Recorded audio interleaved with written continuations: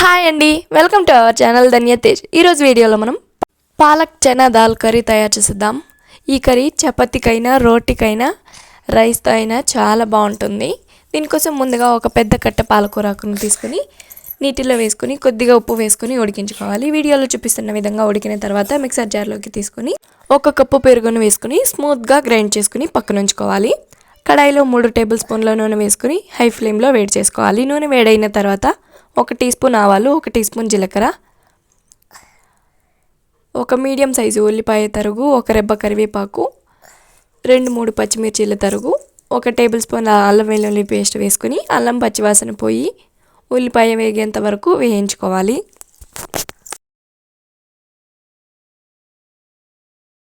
పావు tea spoon పసుపు, రుచికి తగ్గట్టు ఉప్పు వేసుకుని మనం ముందుగా గ్రైండ్ చేసుకున్న పాలకూరకు పేస్ట్ని వేసుకోవాలి.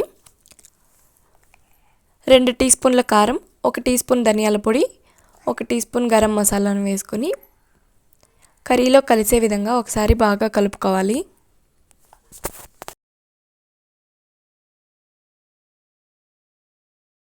శనగలను ఉడికించుకున్న నీళ్ళను వేసుకోవాలి.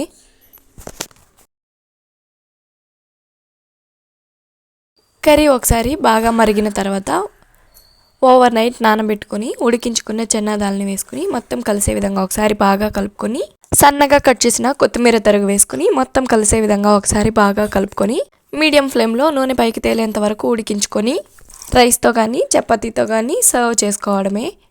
టేస్ట్ అయితే చాలా బాగుంటుంది.